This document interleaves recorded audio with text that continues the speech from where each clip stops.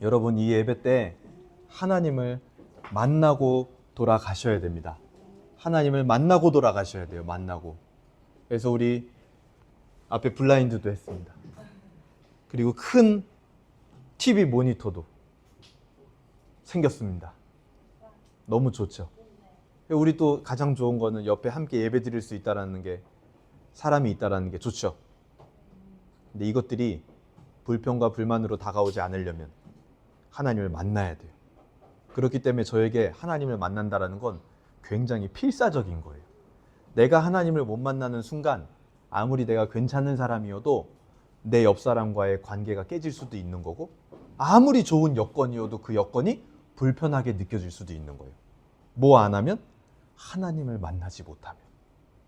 그래서 우리가 서로 사랑하고 싶으면 반드시 내가 개인적으로 하나님 만나야 돼요. 내가 저 사람이 너무 좋아요. 그래서 평생 관계를 함께 하고 싶어요. 그럼 내가 먼저 하나님을 만나야 됩니다. 인간적으로 되지 않아요, 절대로. 그래서 우리가 이 예배 때 하나님을 만나는 일에 굉장히 전심전력을 다한다라는 것, 그것이 가장 먼저 돼야 될 일인 줄로 믿습니다. 지난주 우리는 출애굽기 14장을 하나님의 철야라는 제목으로 나누었습니다. 여러분 어떠세요? 한 주 동안 두려움 앞에 떨고 있는 나를 위해서 철야하시는 하나님의 열심을 만나셨나요? 오늘은 출애굽기 15장 말씀을 지휘자와 지휘봉이라는 제목으로 나누어 보도록 하겠습니다. 한번 따라해 볼까요? 지휘자와 지휘봉. 지휘자와 지휘봉. 지휘봉은요, 지휘자 혹은 지휘관 그 자체를 상징하는 상징성이 매우 큽니다. 그래서 군대에서도 지휘관이 되면은 뭘 선물하냐면 지휘봉이라는 걸 선물을 해요. 그래서 지휘봉이라는 게 꼭 오케스트라를 지휘하는 지휘자에게만 필요한 게 아니라 군대에 있는 지휘관에게도 필요한 거죠. 가리켜야 되니까요. 오케스트라를 지휘하고 최초로 이제 지휘자로 데뷔를 하게 되면 그 지휘자는 반드시 주변에서 지휘봉이라는 거를 선물 받게 됩니다. 근데 실제로 제가 알아보니까 지휘자에게 지휘봉이 필수냐? 그렇지는 않더라고요. 오히려 거장일수록 지휘봉을 안 쓰는 지휘자들도 많이 있더라고요. 왜냐하면 그 전에 이미 충분한 연습을 한 경우에는 사실은 지휘봉이 그렇게 필요가 없대요. 그래서 어떤 지휘자는요, 되게 재밌어요. 아예 그냥 그 단에서요 안 움직여요. 그게 뭐냐, 눈빛으로 그냥 지휘를 하는 거래요. 왜냐하면 연습을 너무 많이 한 거예요. 그래서 그 실전에서 딱 그냥 이렇게 듣다가 무언가 좀 엇나갈 것 같은 그 파트 있죠. 거기에 눈빛 딱 보내. 그럼 그 사람이 아는 거예요, 그냥. 그러니까 막 앞에서 요란하게 하지 않아도 그냥 눈빛으로만 지휘하는 지휘자도 있더라고요. 그런데 지휘봉이 언제 필요하냐면 연습이 많이 부족했을 경우, 그리고 악단이 초보일 때 지휘봉이요 굉장히 유용하게 쓰인대요. 왜냐하면 악단이 초보인데 그럼 지휘자의 지휘가 그만큼 더 중요하단 말이에요. 내가 지금 박자를 놓치고 있는지 소리가 작은지 그걸 지휘자가 알려주잖아요, 앞에서. 근데 그때 손으로 하면 이게 압박의 강도가 덜 온답니다. 근데 지휘봉으로 들고 딱 하면은 그 연주자가 받는 압박의 강도가 훨씬 더 강력하게 다가온대요. 정확하고. 그렇기 때문에 초보 연주자들과 함께 할 때는 반드시 지휘봉이 필요하다라고 합니다. 그래서 효과적인 지휘와 더 완성적인 하모니가 나타날 수 있다고 하더라고요. 그래서 그렇게 아름답게 울려 퍼지는 음악은요, 사람들에게 또 감동을 선사합니다. 여러분, 오케스트라 혹시 가보신 적 있으신가요? 저는 안타깝게도 한 번도 가본 적이 없는데요. 이제 그렇기 때문에 유튜브 같은 데서 이제 그 지브리 스튜디오 오케스트라 뭐 우리나라에 왔다 하면은 그거 이제 막 한번 들어보기도 하면 유튜브로 들어도요, 그게 너무 막 아름답고 감동이 될 때가 있더라고요. 그런데 반대로 지휘자 없이 아름답게 연주되지 않는 음악들은요, 때로는 막 소음처럼 여겨지기도 합니다. 막 모여서 뭘 한다고 하는데 아직 다 초보예요. 그 지휘자도 없어요. 그래서 막 자기들이 악보를 보고 나름대로 하는데 다 안 맞고 다 틀리는 거예요. 그럴 때는요, 그게 마치 소음처럼 여겨진다라는 거예요. 그래서 교회 음악에서 제일 중요한 요소 중에 하나가 바로 뭐냐면 하모니입니다. 하모니. 반드시 하모니를 만들어야 된다. 솔리스트보다 더 중요한 게 교회 음악에서는 하모니라는 요소를 굉장히 중요하게 다룹니다. 그래서 그런 아름다운 음악을 들으면 우리 마음이 어떤 마음이 생겨요? 나도 그 음악에 동참하고 싶다. 이런 생각 해보신 적 없으세요? 저는 오케스트라를 유튜브로 보면서도 나도 저기에 뭔가 악기를 하나 해가지고 들어가서 같이 연주를 해볼 수 있으면 얼마나 멋질까? 그 막 보면 오케스트라에 저 뒤에 구석에 보면 항상 이렇게 큰 북 같은 거 있잖아요. 전 그거 해보고 싶어요. 둥둥 하다가 그 옛날에 재밌는 영상이 있었는데 악보의 맨 마지막 부분에 그 연주자가 그 북을 찍고 들어가는 악보가 있었대요. 그래가지고 실제로 오케스트라 연주 중에 마지막에 둥둥둥둥둥 하다 어떻게 하는지 알아요? 그 연주자가요. 그 북 있죠. 북 그 커버 있잖아요. 그거를 찍고 이렇게 푹 들어가요. 북 안으로. 그럼 연주가 끝나요. 그게 악보가 실제로 인터넷에 나왔는데 악보 맨 끝에 그렇게 그림이 그려져 있어요. 연주자가 이러고 북 안으로 들어가 있어요. 재밌죠? 그런 걸 보면은 나도 한 번쯤은 그런 연주를 해보고 싶다. 또 우리가 오보에로 연주하는 그 넬라 판타지아, 가브리엘 오보에라고 하는 영화 우리 그 미션이라는 영화에 나왔던 그 소리도 얼마나 아름답습니까? 그런 거를 괜히 듣고 나면은 오보의 가격을 알아보기 시작하죠. 그리고 강습이 있나? 막 이런 것도 알아보기도 하고 그러면서 이제 가격에 깜짝 놀래가지고 알아보다가 이제 멈추고 동참하고 싶다라는 생각이 우리 안에 든다라는 겁니다.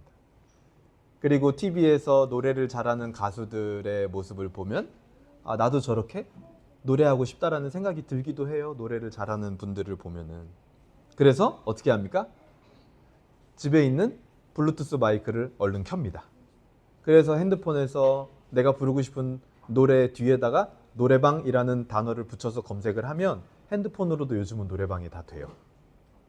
예를 들어서 뭐 내가 개똥벌레를 부르고 싶어요. 그럼 개똥벌레 노래방 하면 그 개똥벌레 노래방이 여기서 코러스가 나옵니다. 연주가. 그럼 블루투스 마이크로 그냥 부르면 돼요.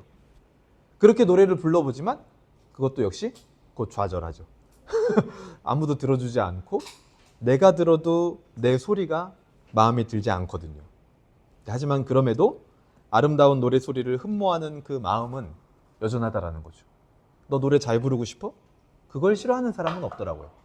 노래 감상하고 뮤지컬을 보는 걸 싫어하는 사람은 있어도 자기가 노래를 잘 부르기 싫어하는 사람은 없었던 것 같아요. 제가 봤을 때는. 실제로 못 부르는 사람은 있을 수 있겠죠. 근데 잘 불러지고 싶어? 그럼 누구나 다 잘 부르고 싶다라고 이야기를 할 겁니다. 심지어 노래를 잘 부르면요. 사람이 어때 보이냐면 멋져 보여요. 그래서 이 교회에서도 조금 내가 이제 외적인 부분이 약간 좀 경쟁력이 없는 것 같다. 내 스스로 판단을 했을 때. 그럴 때는 빨리 악기를 하나 하면 제일 좋다. 그래서 기타를 잘 치면 교회에서는요. 참 멋져 보여요. 노래를 잘 부르면요. 외모가 좀 부족해도요. 되게 멋져 보입니다.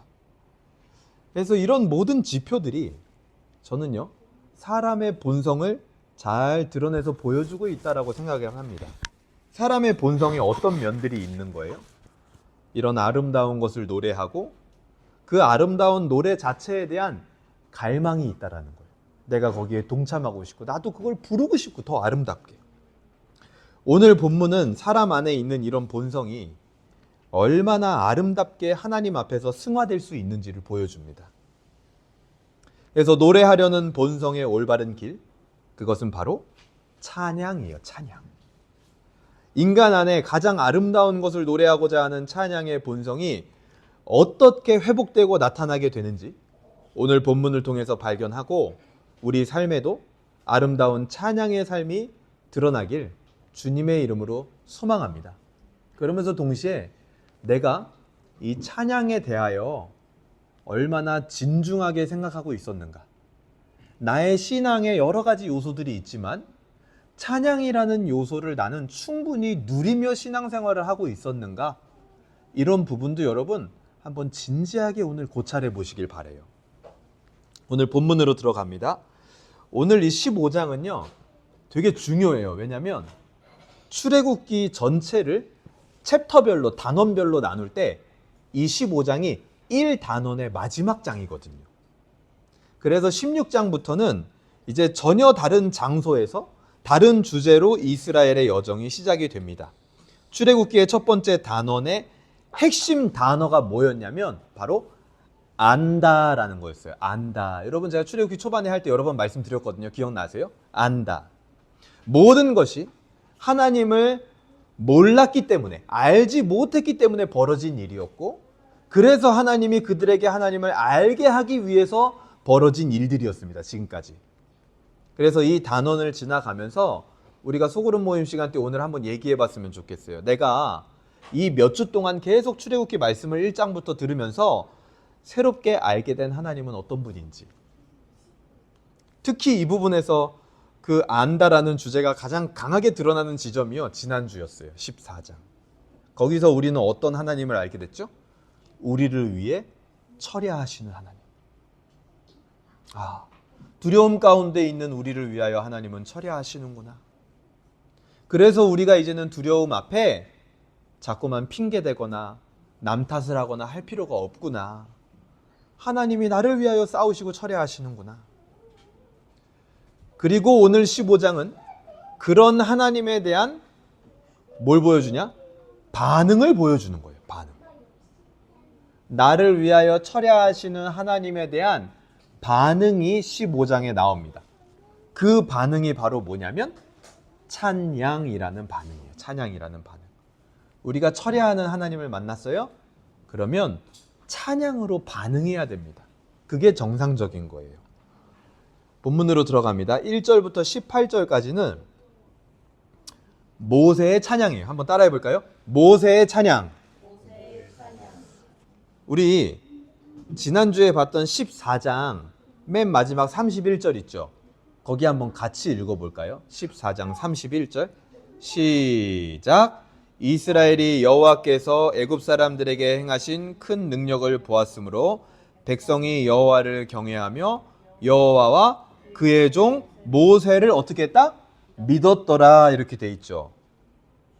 14장 말미에서 이스라엘은 모세를 믿었다라고 했습니다. 근데 하지만 오늘 본문에서 모세는 어떤 모습으로 등장을 해요?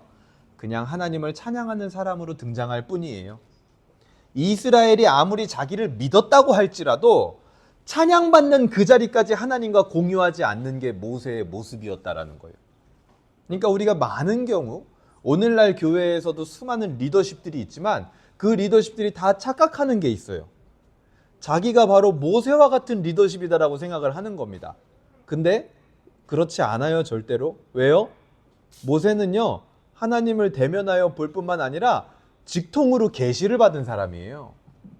우리는 오히려 여호수아의 리더십과 훨씬 더 가까운 사람입니다. 하나님의 말씀이 선포되면 그대로 가서 나가서 싸우는 사람인 거죠. 근데 그런 모세도 오늘 본문에서 어땠다고요? 백성들이 자기를 믿었지만 자기 스스로는 하나님하고 똑같이 높아진 게 아니라 하나님을 찬양하는 위치에 내려와 있는 겁니다. 그리고 그런 찬양하는 모세에 대해서 오늘 15장 전체에 보면 하나님이요, 아무 말씀을 안 하세요. 오늘 15장에서요, 오늘 본문 우리가 어디까지 볼 거냐면 21절까지만 볼 거거든요. 하나님의 말씀이 한마디도 나오지 않습니다. 잠잠해요. 근데 여러분 14장에서 기억해 보세요. 백성들이 앞에는 홍해, 뒤에는 애국 군대가 따라오니까 누구를 원망했어요? 모세를 막 원망했잖아요. 그러니까 모세가 하나님 앞에 기도했겠죠. 그러니까 하나님이 뭐라 그랬어요? 너는 왜 내게 부르짖느냐? 지팡이를 가지고 가서 손을 들어 홍해를 갈라지게 해라 그랬잖아요. 이거 부르짖지 마라 이 말 했잖아요, 하나님이. 근데 오늘은 모세가요, 15장에서 그때보다 말이 더 많아요, 어떻게 보면. 계속 모세의 말만 나와요. 근데 하나님이요, 한 번도 스탑을 안 합니다. 가만히 있어, 조용히 해, 노래 그만 불러, 이 말을 안 해요. 왜 그럴 것 같으세요? 여러분 성경 안으로 좀 들어가서 이 성경을 좀 이렇게 몸으로 느껴보세요. 하나님이 왜 그랬을까요? 모세가 막 긴박한 상황에서 막 기도했을 때는 왜 내게 부르짖어? 막 이랬는데 오늘은 모세가 말 더 많이 하거든요. 14장보다. 근데 하나님이 아무 말도 안 해. 왜 그러실까요? 제가 봤을 때는 모세가 노래를 할 때 하나님이요, 그냥 그 노래를 가만히 듣고 계시는 거예요. 왜요? 그만큼 좋은 거예요. 하나님이요, 청취자가 되시는 겁니다. 모세의 노래소리를 너무 좋은 거예요. 좋아하는 거예요. 그래서 이 15장이 다 지나갈 때까지 하나님이요 한마디도 하지 않아요. 모세의 노래를 끊지 않습니다. 그 정도로 하나님은 우리의 찬양의 소리를 좋아하세요. 기뻐하세요. 그걸 듣기 원하세요. 모세의 찬양은요 2절로 이루어져 있습니다. 애국가는 몇 절? 4절. 모세의 찬양은 몇 절? 2절로 이루어져요. 제가 왜 이거를 이제 강조를 했냐면 2절 하면 자꾸 오늘 본문 2절 같잖아요. 그래가지고 오늘 본문 2절이 아니라 두 개의 절로 이루어져 있다. 보통 대중가요가 그렇게 돼 있죠. 그렇죠? 대중가요가 막 3절, 4절까지 있는 가요 없죠? 보통 2절로 돼 있고 1절과 2절 끝부분에는 뭐가 있습니까? 후렴이 있죠. 후렴. 그 후렴이 뭐냐면요. 가삿말에서 결말을 뜻하는 거예요. 결론을 말하는 겁니다. 오늘 모세의 노래의 1절은 본문 1절부터 12절까지예요. 딱 표시해 놓으세요. 본문 1절부터 12절까지가 1절. 2절은 13절부터 18절까지가 2절이에요. 그리고 그 중에 후렴의 역할을 하는 게 뭐냐면 1절의 맨 마지막 절이 몇 절이에요? 12절이라 그랬죠. 12절이 후렴입니다. 그리고 2절의 맨 마지막 절이 어디예요? 18절이죠. 2절의 후렴은 18절이에요. 그래서 12절과 18절을 보면 후렴이면서 결론이 딱 나오는 거예요. 이 노래에. 그리고 이 모세의 찬양을 자세히 보게 되면 1절은 무슨 가사말이 적혀 있냐면 하나님이 행하신 것, 지금까지 우리에게 행해 주신 것에 대해서 노래를 합니다. 그리고 2절은 하나님이 앞으로 행하실 것에 대해서 노래를 해요. 그러니까 모세에게 있어서 찬양의 범위는 어디서부터 어디까지예요? 하나님이 행해 주신 것, 그리고 하나님이 앞으로 행하실 것. 이 모든 게 찬양의 주제였습니다. 우리에게도 마찬가지입니다. 찬양이란 과거의 은혜도 찬양이 되어야 하지만 동시에 미래의 일도 믿음으로 찬양할 수 있어야 된다는 거예요. 우리 지난주에 상반기 나에게 주신, 우리에게 주신 은혜에 하나님 앞에 감사했죠. 또 그거를 찬양할 수 있겠죠. 마찬가지예요. 우리 하반기 앞으로 7, 8, 9, 10, 11, 12 6개월 남았거든요. 하반기에 주실 은혜도 믿음으로 찬양할 수 있어야 된다는 겁니다. 내가 하반기에 받고 싶은 은혜들, 기대하는 하나님의 응답들이 있을 거예요. 그거를요 지금 믿음으로 찬양하세요. 여러분, 그게 모세의 찬양이었어요. 우리의 과거도 우리의 미래도 온통 찬양한 일 뿐이에요. 그래서 우리는 현재에 찬양을 하면서 살 수 있는 겁니다. 1절 보세요. 1절. 이때 모세와 이스라엘 자손이 이 노래로 여호와께 노래하니 일러스되. 여기서 여호와께 노래했다라고 할 때 이 노래는요 히브리어로 시라흐라고 되어 있어요. 시라흐. 이게 뭐냐면 화답하다라는 의미예요. 화답하다. 기본적으로 찬양은 화답하는 겁니다. 무엇에 대한? 하나님의 일하심에 대해서 우리가 찬양으로 화답, 응답하는 거예요. 그러니까 우리가요 맨날 하나님한테 응답해달라고만 얘기하지 말고 우리도 찬양으로 하나님 아버지 앞에 한번 응답을 해보세요. 내가 감사한 일이 있으면 찬양으로 응답해 보시고, 또 내가 감사할 일이 생길 것 같아 앞으로 믿음으로, 그것도 한번 찬양으로 응답을 해보세요. 2절입니다. 여호와는 나의 힘이요 노래시며 나의 구원이시로다. 여기서 또 노래하시며 이런 말이 나오네요. 근데 여기 히브리어 단어가 달라요. 뭐라고 돼 있냐면 아까는 시라흐였죠. 화답하다. 여기는요 지므라트라고 돼 있습니다. 지므라트. 이게 뭐냐면 과일이라는 의미예요. 과일. 가장 좋은 열매, 이런 뜻이에요. 가장 좋은 열매와 같은 노래해야 될 것이 무엇이냐? 그러니까 노래를 과일이라고 얘기를 했는데, 그럼 과일과 같이 내가 노래해야 될 그 내용과 제목이 뭐냐 하고 본문에 보니까 뭐라고 나오냐면 여호와는 나의 힘이시요 노래시며 나의 구원이시로다, 이렇게 나와요. 우리가 은혜로 받은 구원이 가장 좋은 열매, 바로 우리의 첫 번째 노래가 되어야 할 것이라는 거예요.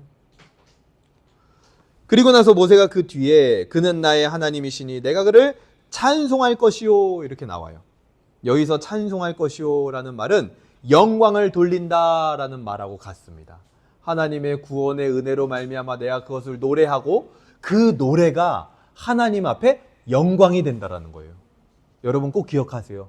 내가 이 자리에 나와서, 여러분이 이 자리에 나와서 때로는 굳은 표정으로 찬양을 막 부르는데 그게 하나님께 영광이 된대요. 내가 다른 어떤 선행을 하고 기가 막힌 사역을 만들어내고 많은 사람에게 선한 영향을 미치는 것도 하나님의 영광이지만, 내가 이 자리에 나와서 혹은 골방에서 혼자 하나님 앞에 나의 구원을 찬양하는 거, 그것도 하나님께 더할 나위 없는 영광이 된다라는 겁니다. 가만히 들으시는 거예요. 좋은 일이 된다라는 거죠. 하나님의 구원 역사, 그것에 대해 화답하는 것, 그것이 바로 모세가 한 찬양입니다. 그것은 모세에게도 기쁨이었고 하나님께는 영광이 돼요.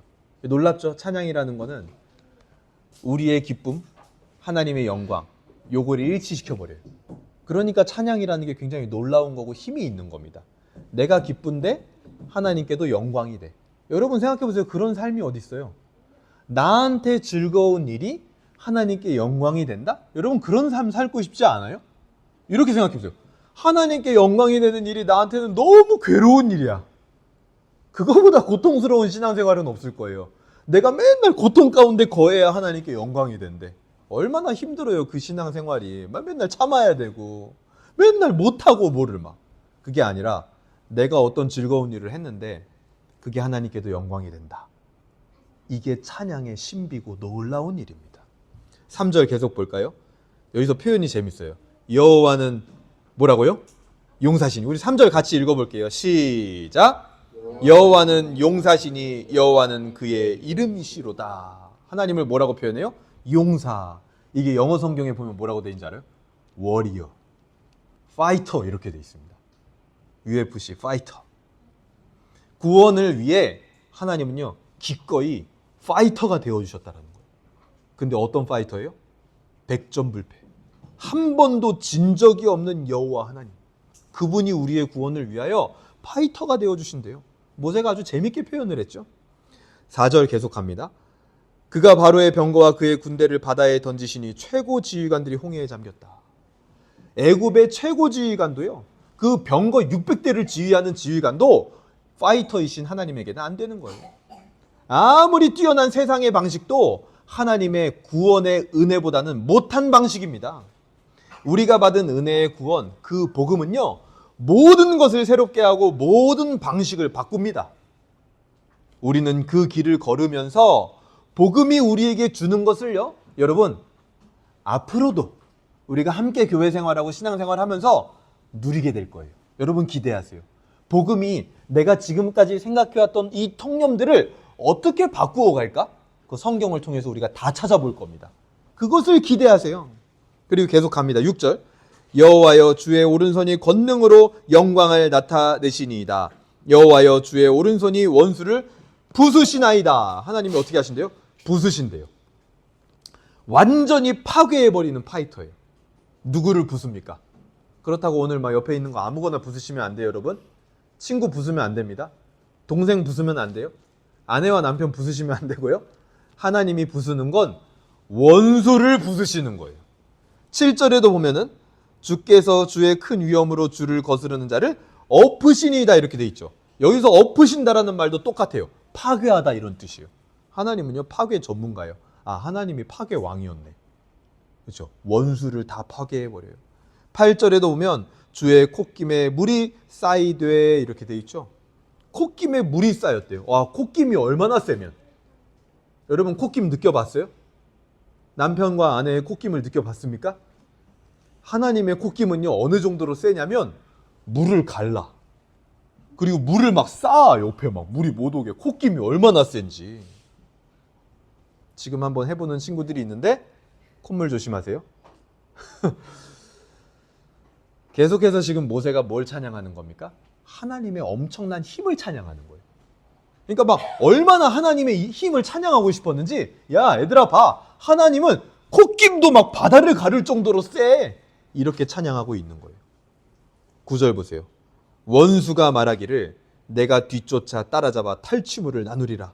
내가 그들로 말미암아 내 욕망을 채우리라. 내가 내 칼을 빼리니 내 손이 그들을 멸하리라 하였으나. 원수들은 지금 어떻게 하고 있어요? 이스라엘을 막 멸하려고 한대요. 여기서 멸하다라는 말이요 원어로 보면 뭐라고 돼 있냐면 빼앗다, 가져가다 이렇게 돼 있어요.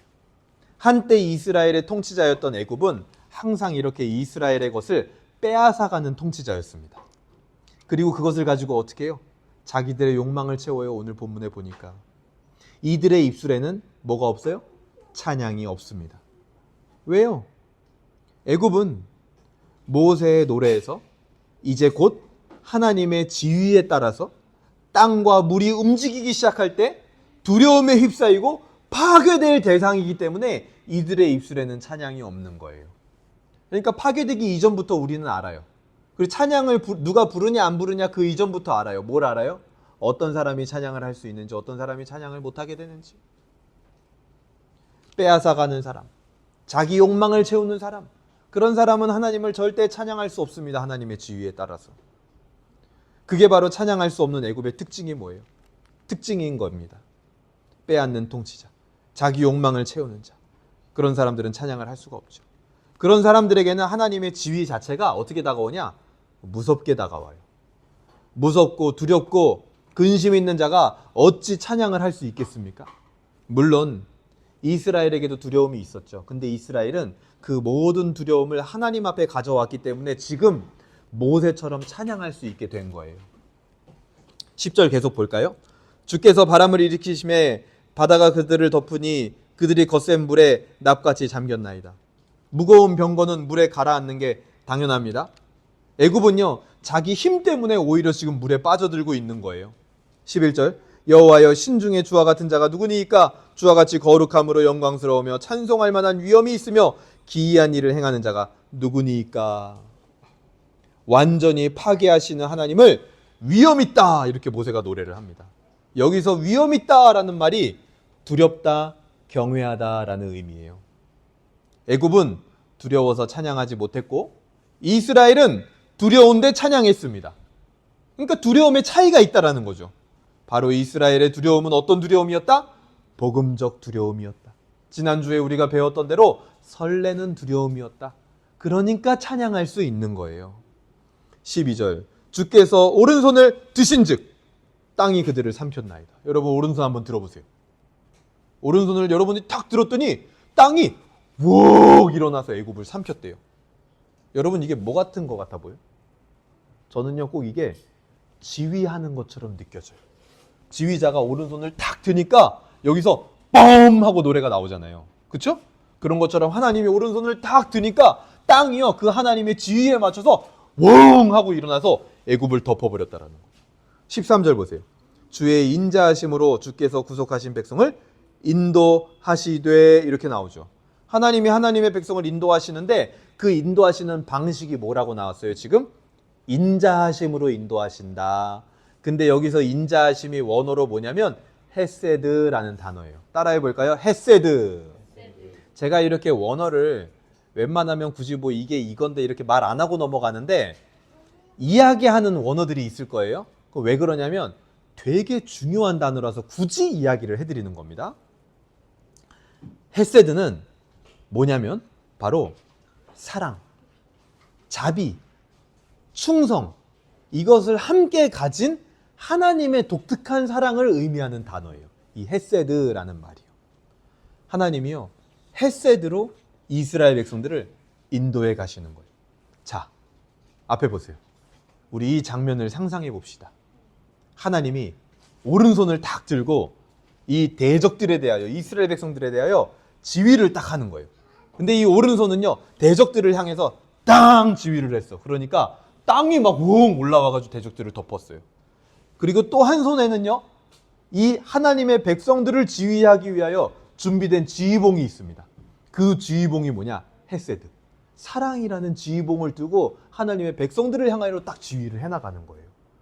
그 하나님의 백성들을 향한 지휘의 결과물은 뭐냐? 이 대적들은 땅에 덮였잖아요. 그럼 백성들은 헤세드라는 지휘봉을 가지고 딱 지휘를 하니까 어떻게 됐냐면 13장 뒤에 부분 보세요. 뭐라고 나왔나? 인도하시되 주의 힘으로 그들을 주의 거룩한 처소에 들어가게 하나이다.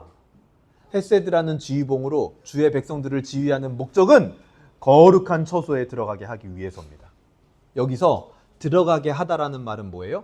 휴식을 주다, 이런 뜻입니다. 휴식을 주다. 하나님은 자신의 지휘를 통해 백성들을 이제 애국과는 다른 처소에서 휴식을 주려고 헷세드라는 지휘봉으로 온 세상을 지휘하고 계시는 거예요. 그리고 모세는 그 지휘봉을 보고 노래를 하고 있는 거예요. 여러분 어떠세요? 하나님의 지휘에 따라서 여러분도 오늘 이 예배에 나오신 줄로 믿으시길 바랍니다. 왜 하나님이 이 예배에 여러분을 부르셨냐? 휴식을 주기 위해서. 저 힘든 세상에서 여러분들을 꺼내서 이곳에 와서 휴식을 주기 위해서. 무엇으로? 헷세드라는 지휘봉으로 여러분들을 인생을 지휘해 나가고 계시는 거예요. 여러분 어때요? 이 자리에 오니까 마음이 편하신가요? 저는 편해요. 여기서 자고 싶어요. 그냥 살고 싶어요. 여기서 간절해요. 그 마음이 정말. 지난주에도 금요일날 성경 공부 가기 전에 여기 말씀 준비하러 왔거든요. 너무 편해가지고 말씀 준비를 하나도 못했어요. 누워있었어. 계속. 의자가 좋아. 그냥 약간 이상하게 보일지 모르겠지만 의자 냄새도 좋고 그냥 막 얼굴 받고 누워있었어. 그냥 편안함을 주기 위하여 하나님은 자신의 헷세드라는 지휘봉으로 주의 백성들을 지휘하신다. 근데 14절 보세요. 여기 재밌는 사람들이 나와요. 14절 여러 나라가 듣고 떨며 블레셋 주민이 두려움에 잡히며 에돔 두령들이 놀라고 모압 영웅들이 떨림에 잡히며 가나안 주민이 다 낙담하나이다. 하나님이 막 지휘를 하시는데 하나님의 백성에게는 그게 안식이에요. 그 멜로디 자체가 좋다 이렇게 들려요. 근데 이방 나라들은 어떻게 들려요? 굉장히 무서운 멜로디로 들리고 있는 거예요. 그러니까요, 그 하나님의 지휘를 볼 때요 벌벌 떨어요. 어떤 이들에게 하나님의 지휘는 두려움의 멜로디입니다. 하지만 이스라엘에게 하나님의 지휘는요 포근한 안식의 멜로디였어요. 저와 여러분에게 다른 온 세상은 불편해도 하나님의 지휘만큼은 편안하게 느껴지시길 소망합니다. 우리 인생을 그렇게 하나님이 지휘해 가시기를 주님의 이름으로 소망해요. 여러분 여기 17절 이어서 봅니다. 주께서 백성을 인도하사 그들을 주의 기업의 산에 심으시리이다. 여호와여 이는 주의 처소를 삼으시려고 예비하신 것이라 주여 이것이 주의 손으로 세우신 성소로소이다. 이렇게 나오죠. 여기서 재미있는 게 기업이라는 말이 나오잖아요. 기업. 그 기업이 무슨 뜻이냐면요 빼앗을 수 없는, 더 정확하게 하면 세습재산이라는 뜻이에요. 세습재산. 세습재산이 뭐예요? 물려받는 거죠. 그래서 막 우리 이제 뭐 기업을 세습했다, 막 교회를 세습했다, 막 이러는데 알고 봤더니 주의 백성들은요 하나님께 세습을 받는 사람들이네요. 이야, 그거보다 좋은 게 어디 있어요? 여러분 우리는 하나님께 세습받은 사람들입니다. 너무 좋아요. 진짜 대박이에요. 빼앗아 가려는 그 애굽에게 빼앗기지 않도록 하나님이 지켜주실 뿐만 아니라 이제 하나님은요 우리에게 준비한 재산을 주시는 분. 여기 17절 18절에요 어떤 장소들이 등장을 해요. 근데 이 장소들이 명확하게 나오지 않습니다. 그래서 이 17절 18절 그러니까 13절부터 나온 이 모든 장소들을 보면 두 가지 생각이 들어요. 이제 이미 겪은 홍해의 일을 이야기하는 것 같기도 하고 또 반대로 가나안 땅 들어가서를 이야기하는 것 같기도 하단 말이에요. 명확하지가 않아요. 이것을 뭐라 그러냐? 의도적 모호함이라고 얘기를 합니다. 뭐라고요? 의도적 모호함. 저는 그 지점에 동의를 해요. 많은 학자들이 이 장소가 어디냐, 가나안 땅에 이제 솔로몬 때 지은 예루살렘 성소를 말하는 거냐, 아니면 지금 이스라엘 백성들이 가게 될 시내산을 말하는 거냐, 아니면 이미 나온 그 애굽의 고센 땅을 말하는 거냐, 홍해를 말하는 거냐, 막 이거를 규정하려고 하거든요. 근데 저는 그냥 냅두라는 거예요. 의도적 모호함에 저는 동의를 합니다. 왜냐하면 하나님이 왜 그렇게 의도적 모호함으로 성경을 기록했을까요? 이렇게 하나님을 찬양하는 일이 단지 홍해를 건넌 그 사람들만의 그 찬양과 그 일이 되는 게 아니라 그 후손들도 자기들만의 인생을 살아가면서 자기들만의 애국과 바로를 만나게 될 거란 말이에요. 우리도 우리만의 애국과 바로가 있단 말이에요. 그때 하나님을 똑같이 찬양할 수 있도록 그들만의 상황에 맞게 적용할 수 있도록 의도적으로 모호하게 장소를 지칭하지 않은 겁니다. 18절 보세요. 여호와께서 영원 무궁하도록 다스리시도다. 이게 하나님의 지위의 두 번째 목적이에요. 영원히 다스리시기 위해. 다스리신다는 건 뭡니까? 왕이 되는 거예요. 빼앗기만 했던 애굽의 왕에게 다스림 받지 않고 이제는 주는 왕이신 하나님께 다스림을 받도록 하시는 것이 이 지위의 목적이었습니다. 모세는 이 지위에 따라 노래를 하고 있는 거예요. 그리고 오늘 본문의 마지막 단락인 19절부터 21절까지는 미리암의 찬양이 나옵니다. 여러분 이것도 재밌죠? 계속 저만 재밌죠? 여러분도 재밌죠? 한 분 진짜 재밌어 보이는 분이 한 분 있는데, 자, 재밌으면 여러분 알죠? 웃는 거예요. 재밌을 땐 사람이 웃습니다. 그리고 재미없을 땐 안 웃어요. 아시죠? 그런 거? 모세가 지금 노래했죠. 근데 여기서 누가 노래하냐면 미리암이 노래를 해요. 그러니까 저는 어떻게 느껴지냐면 이 본문으로 우리가 들어가 보자고요. 듀엣 같아요, 듀엣. 이스라엘 백성들 한 200만을 다 모아놓고 모세가 노래를 부르고 그 다음에 이어서 미리암이 노래를 불러요. 근데 이제 이게 역사적으로 성경의 단어와 시제를 찾아보면 사실은 누가 더 먼저 노래를 했다라고 볼 수 있냐면 미리암이 먼저 또 노래했습니다. 시제가 그래요, 시제가. 그리고 미리암이 노래해라 이러니까 모세가 그거에 따라서 노래를 한 거예요. 이게 재밌죠. 근데 의도적으로 미리암이 노래한 거를 뒤에다 놨어요, 오늘 본문은. 근데 그것도 이유가 있습니다. 왜냐하면 이 출애굽기 1장부터 15장까지의 이 1단원이라고 하는 곳에서 여성의 역할이 굉장히 중요하게 부각되고 있어요. 여러분 생각해 보세요. 출애굽기 1장부터 쭉 생각해 보세요. 모세를 낳았던 레위 여자로부터 시작해서 그 모세가 태어날 때 모세를 죽이지 않고 지켜주었던 히브리 산파도 여자죠. 모세를 거두어가서 키웠던 바로의 공주도 여자죠. 그리고 오늘 지금 찬양하고 있는 미리암도 여자죠. 여자로 시작해서 여자로 끝난다라는 걸 보여주고 있는 거예요, 오늘 본문이. 그러니까 성경의 역사는 하나님의 세계 안에서 여성은요 굉장히 중요한 존재로 부각이 됩니다. 그래서 성경이요, 이 기독교가요 절대 여성을 비하하거나 천시하지 않아요. 절대로. 굉장히 중요한 존재로 부각을 시키는 거예요. 미리암이 노래를 하죠. 그러니까 꼭 듀엣 같아요. 그런데 이 노래가 재밌는 게 듀엣으로 끝나지 않아요. 여러분 혹시 콘서트 가보신 분? 콘서트 가서요, 가수가 기가 막히게 노래를 하면 후렴을 같이 불러요, 안 불러요? 불러요. 그게 우리나라 사람들 콘서트의 특징이란 말이에요. 그래서 외국 가수들이 와서 놀래잖아요. 아시아 순회를 했어요. 일본에 갔더니 일본 사람들은 얌전해요. 그래서 잘 따라 부르지도 않아요. 근데 우리나라 와서 갑자기 공연을 했는데 영어로 된 가사를 어떻게 처음부터 끝까지 다 알지? 그래가지고 중간에 눈물을 흘려서 노래를 못 부릅니다. 너무 감동받아가지고. 그거를 뭐라 그래요, 우리가? 전문 용어로? 떼창. 따라 부른단 말이에요. 근데 재밌는 게 떼창의 근원이 여기 있었네. 모세가 노래를 불러요. 미리암이 듀엣을 딱 얹습니다. 그런데 20절에 보세요. 20절 보세요. 아론의 누이 선지자 미리암의 손에 소고를 잡음에 모든 여인도 그를 따라 나오고 소고를 잡고 춤추니 미리암이 그들에게 화답하여 이르되 너희는 여호와를 찬송하라 이렇게 얘기하죠. 어때요? 모세와 미리암이 노래를 하니까 모든 여인들이 함께 찬양합니다. 모세의 찬양, 미리암의 찬양, 하나님의 지위에 따라서 하는 찬양은 어떤 결과물을 우리에게 보여줘요? 온 공동체가 찬양하도록 영향을 미치는 거예요. 듀엣을 넘어서 합창이 되는 겁니다. 이것이 하나님의 지휘의 마지막 목적이에요. 모든 공동체가 찬양하도록. 오늘 본문을 우리가 한번 정리해 볼게요. 하나님은 우리를 찬양하게 하십니다. 그래서 우리 인생을 지휘를 하세요.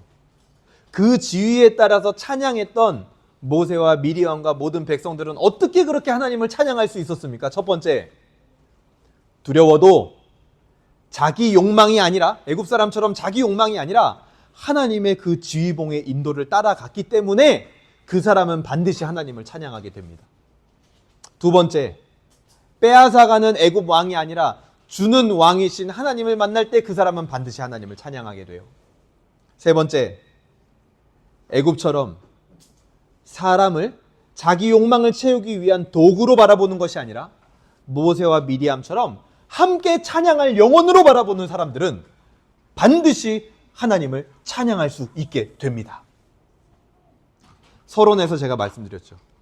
인간에게는 아름다운 것을 노래하고자 하는 마음이 있다고 말씀을 드렸습니다. 그 본성은 하나님께서 의도하신 거예요. 하나님은 자기 백성에게 찬양받는 걸 기뻐하십니다. 이사야 43장 21절에서는 이렇게 말해요. 이 백성은 내가 나를 위하여 지었나니 나를 찬송하게 하려 함이라. 하나님이요, 오죽하면 백성들을 지으신 이유가 찬송하게 하려고 만들었다고까지 이야기를 하세요. 얼마나 그 찬양을 듣고 싶으시면. 아름다운 것을 노래하고 싶은 것은 인간의 본성임이 확실합니다. 그래서 아주 오래전부터 인간은요, 악기도 만들기 시작했어요. 성경에 악기를 만든 최초의 역사가 어디에 나올까요? 창세기 4장에 등장을 합니다. 여러분, 창세기 4장 한번 보고 갈게요.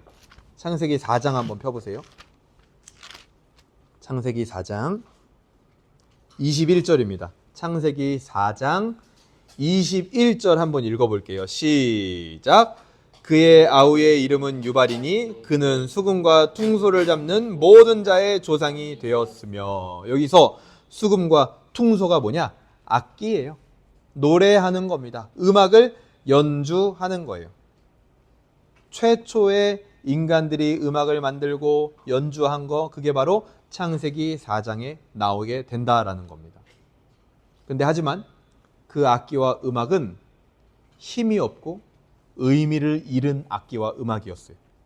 왜냐하면 창세기 4장에 나오는 이 사람들은요, 가인의 후손들이에요.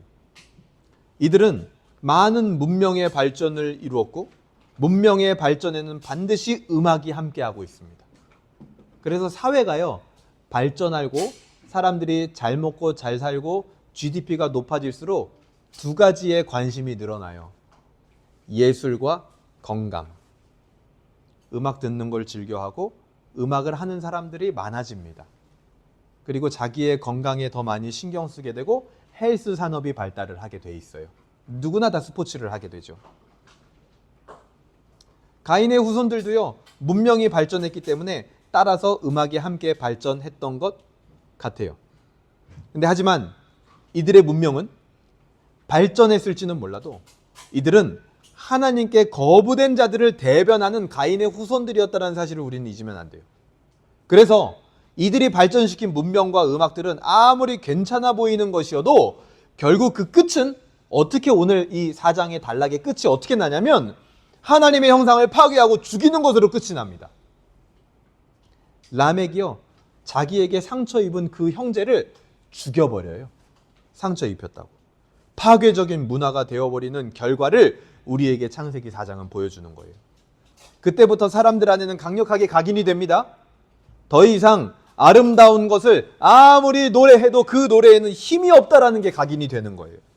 그 노래가 더 이상 사람의 마음도 사람 자체도 바꾸지 못한다라는 것을 깨닫게 되는 겁니다. 그래서 인간은 의미 있는 노래하기를 멈추거나 아니면 그저 노래는 노래일 뿐이지 그 이상도 그 이하도 아니다라고 생각하며 노래를 부르기 시작했다라는 거예요.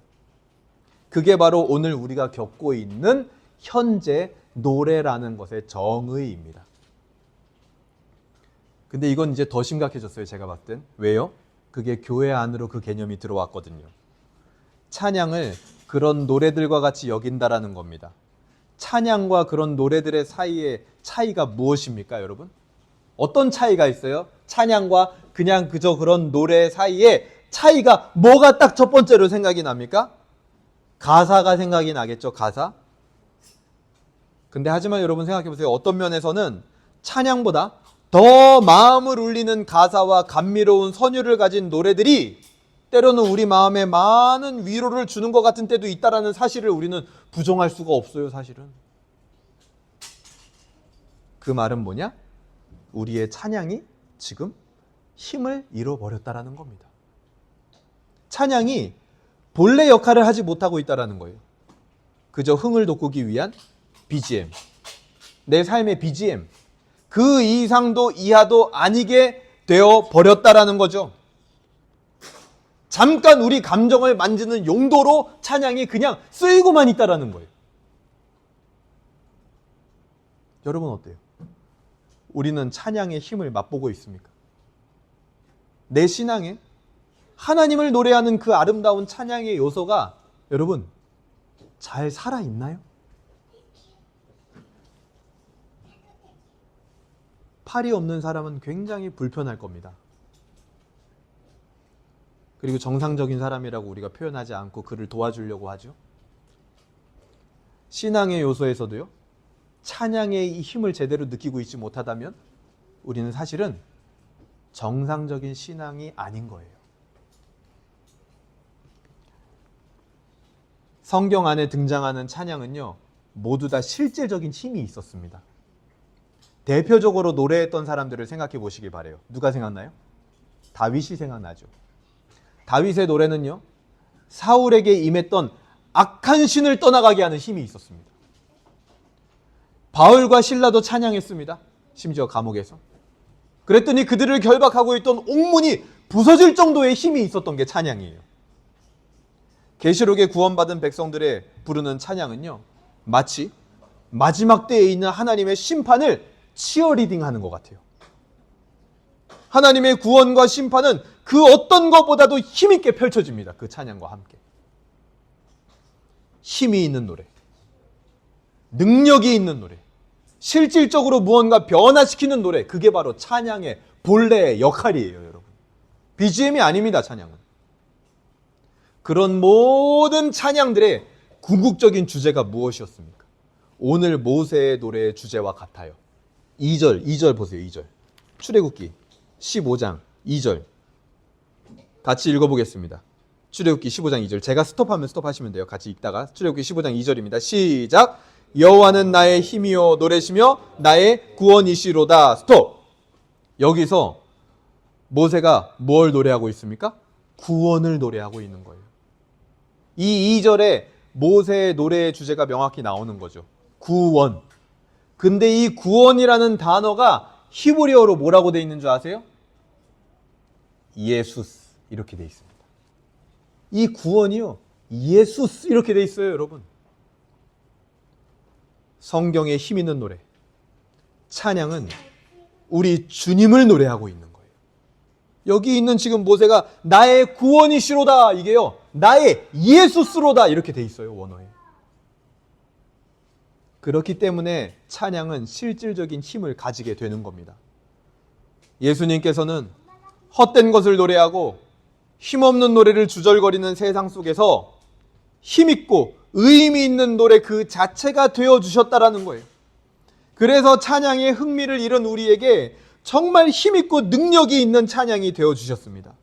그래서 우리로 하여금 다시 한번 하나님의 지위에 따라 노래할 수 있게 해주셨다라는 거예요. 예수님은 우리가 두려워서 내려놓지 못했던 욕망을 대신 짊어지시고 십자가에 오르셔서 거기에다 우리의 욕망을 박아주셨습니다. 예수님은 우리의 진정한 왕이 되어주셔서 우리에게 생명까지 줬어요. 뭘 주는 정도가 아니라 자기 생명을 줬다고요. 예수님은 이제 모세와 미리암과 모든 여인이 찬송했던 거, 그거를 넘어서 헬라인도, 세리도, 창녀도, 심지어 우리도 모두가 하나님을 찬양할 수 있도록 하는 공동체를 만들어 주셨습니다. 지휘자 대신 하나님의 손에는 헤세드라는 지휘봉이 있다고 말씀드렸죠. 그것이 바로 예수 그리스도의 십자가라는 지휘봉이었던 거예요. 그 복음이 우리에게 능력 있는 찬양의 길을